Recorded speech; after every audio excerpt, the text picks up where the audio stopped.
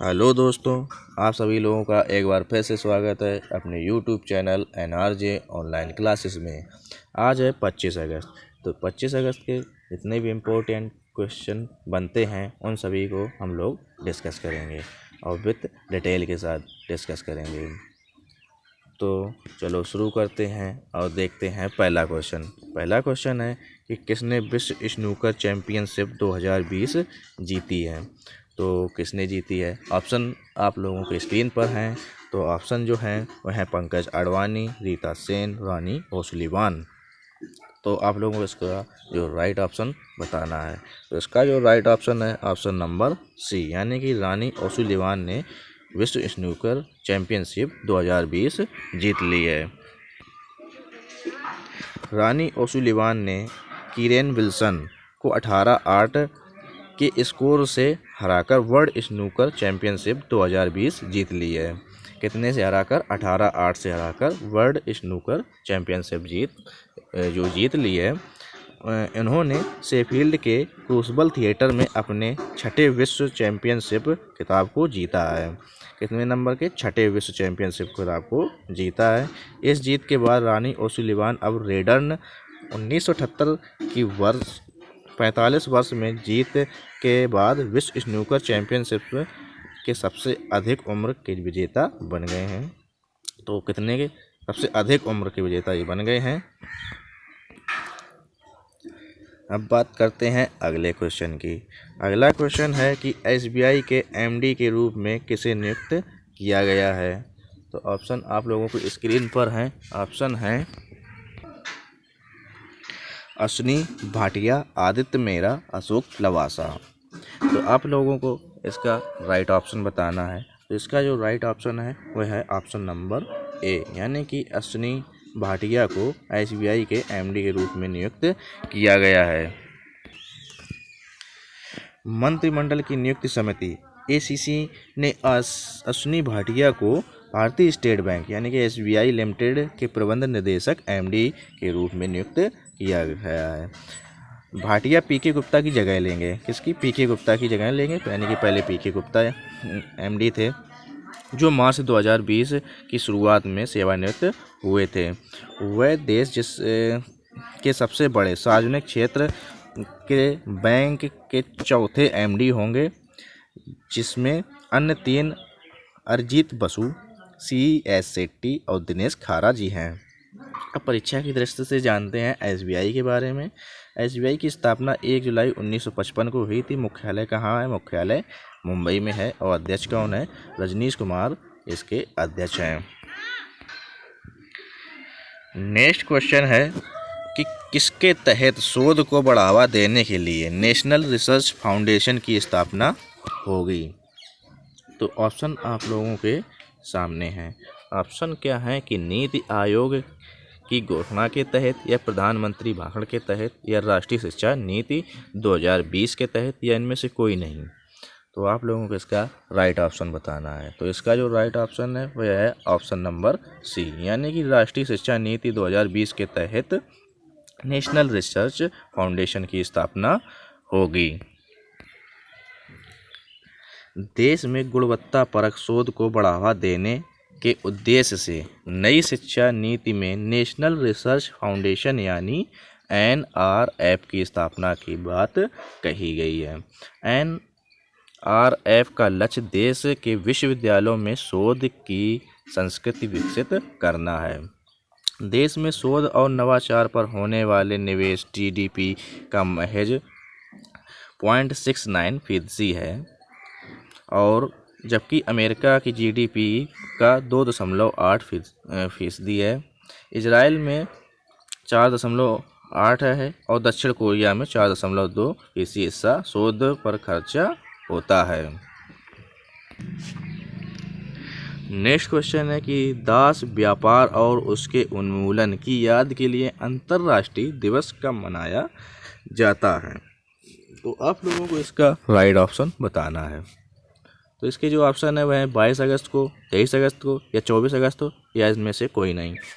तो इसका जो राइट ऑप्शन है वह है option number option number B, यानी कि 23 अगस्त को दास व्यापार और उसके उन्मूलन के याद के लिए अंतर्राष्ट्रीय दिवस मनाया जाता है। संयुक्त राष्ट्र हर वर्ष 23 अगस्त को दास व्यापार और उसके उन्मूलन की याद के लिए अंतर्राष्ट्रीय दिवस के रूप में मनाता है। यह दिवस सभी लोगों की स्मृति में दास व्यापार की त्रासदी को दर्शाने के लिए मनाया जाता है। यूनेस्को द्वारा ट्रांसएटलांटिक दास व्यापार को याद करने के लिए दिन को नामित किया गया है। 23 अगस्त को नामित किया गया है। नेक्स्ट क्वेश्चन है कि उत्तर प्रदेश ने जल संकट को हल करने के लिए किस देश के साथ साझेदारी करी है? तो इसके जो ऑप्शन है वह हैं आप लोगों के सामने और राइट ऑप्शन आप लोगों को बताना है। तो इसके ऑप्शन है रूस, फ्रांस, इजराइल या इनमें से कोई नहीं। तो आप लोगों को इसका सही ऑप्शन बताना है। तो ऑप्शन इसका जो सही है वह है ऑप्शन नंबर सी, यानी कि उत्तर प्रदेश ने जल संकट को हल करने के लिए इजराइल के साथ समझौता किया है। उत्तर प्रदेश सरकार ने बुलंदखंड क्षेत्र के जल संकट को हल करने के लिए इजराइल सरकार के साथ सहयोग योजना पर हस्ताक्षर किए हैं। दोनों सरकारों के बीच साझेदारी बुलंदखंड के सूखा प्रभावित क्षेत्रों में जल संकट की समस्या का समाधान करना है। यह परियोजना बुलंदखंड और उसके आसपास के क्षेत्रों में पानी की कमी समस्या से निपटेगी और देश के बाकी हिस्सों के लिए भूजल प्रबंध, सिंचाई और पीने योग्य जल प्रबंध के लिए एक आदर्श बनेगी। अब यहाँ बात आई है इजराइल की, तो हम लोग इजराइल के बारे में जानते हैं। इजराइल एशिया महाद्वीप में पड़ता है। इसकी राजधानी क्या है? जेरूसलम। इसे यरूशलम भी कहा जाता है और जेरूसलम भी कहा जाता है। करेंसी क्या है? इजरायली साइकिल इजराइल की करेंसी है। और राष्ट्रपति कौन है? बेंजामिन नेतन्याहू वहाँ के राष्ट्रपति हैं। नेक्स्ट क्वेश्चन है कि किस देश में वेस्ट नाइल वायरस के कारण पहली मौत दर्ज की गई है? तो ऑप्शन आप लोगों के सामने हैं। ऑप्शन जो है वह स्पेन, जापान, चीन व इटली। तो आप लोगों का इसका राइट ऑप्शन बताना है। तो जो राइट ऑप्शन है वह है ऑप्शन नंबर ए, यानी कि स्पेन में वेस्ट नाइल वायरस के कारण पहली मौत दर्ज की गई है।